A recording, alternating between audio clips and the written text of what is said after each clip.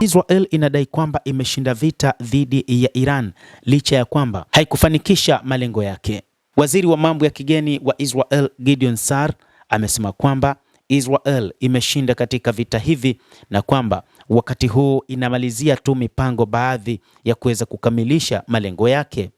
Hata hivyo, Gideon Sa'ar aliyezungumza na waandishi wa habari siku ya Jumanne hakuweka wazi ni lini malengo hayo yatatimizwa. Ni lazima mtu awe na subira, alisema akizungumza katika siku ya 18 ya vita vilivyosababisha vifo vya zaidi ya watu 2000, wengi wao wakiwa wa Iran na Lebanon, lakini pia Israel, Iraq na katika eneo zima la Ghuba. Sa'ar na maafisa wengine wa Israel wamesema lengo ni kudhoofisha kwa kiasi kikubwa uwezo wa Iran wa kufanya mashambulizi dhidi ya Israel kwa muda mrefu, huku akiweka mazingira ndani ya Iran ambayo hatimaye yanaweza kuwawezesha wa Iran kuwapindua watawala wao. Lakini Sa'ar Jumanne pia alikiri kwamba utawala nchini Iran unaweza tu kupinduliwa na watu wa Iran, kukiri dhahiri kwamba kuongezeka hakuonekani kuwa karibu. Bado vita vinaendelea kati ya Iran dhidi ya Israel na Marekani. Jeshi la Israel limesema kuwa limekuwa likifanya mashambulizi ya anga dhidi ya Iran kwa kurusha makombora ya ballistic na vituo vya kuhifadhi uzalishaji. Pia imeshambulia kwa mabomu maeneo ambayo ilisema yanahusishwa na mpango wa nyuklia wa Iran na kushambulia vikosi vya usalama. Tayari tumeshinda, Sa'ar alisema, akielezea Iran kama iliyodhoofika sana na sio tena nchi iliyokuwa kabla ya vita kuanza mnamo Februari 28 kwa mashambulio ya pamoja ya Amerika na Israel. Hili liko wazi kwetu na kama majirani zetu, lakini tutaendelea hadi pale ambapo misheni hiyo itakuwa imekamilika, alisema Gideon Sa'ar.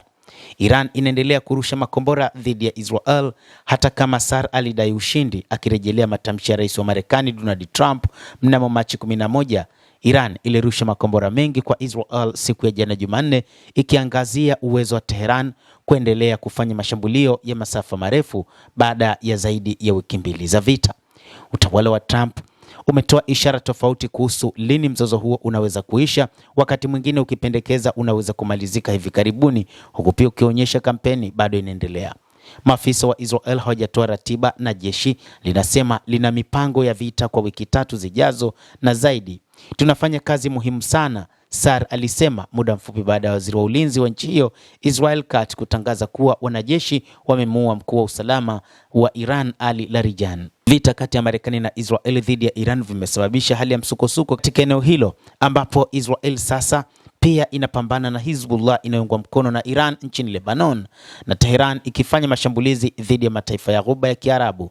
Iran pia imefunga mlango bahari wa Hormuz kwenye lango la Ghuba, ambapo 20 hadi 25% ya mtiririko wa mafuta na gesi asilia duniani, na kuongeza bei ya nishati na hofu ya mfumuko wa bei. Washirika kadhaa wa Marekani wamepinga wito wa Trump wa kutuma meli za kivita kusindikiza meli za mafuta kwenye njia ya maji, huku wengine wakizikosoa Washington na Israel kwa kushindwa kushauriana nazo kabla ya kuanzisha vita.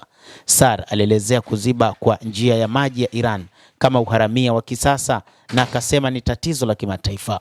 Waziri wa mambo ya nje wa Estonia Margus Shakna akizungumza pamoja na Sa'ar aliashiria kwamba wanachama wa NATO na Umoja wa Ulaya wako tayari kushiriki katika ujumbe unaoongozwa na Marekani wa kufunga tena njia hiyo ya kimkakati ya maji, lakini akasema kwamba Washington ilihitaji kwanza kufafanua malengo yake, ni msaada gani inatafuta.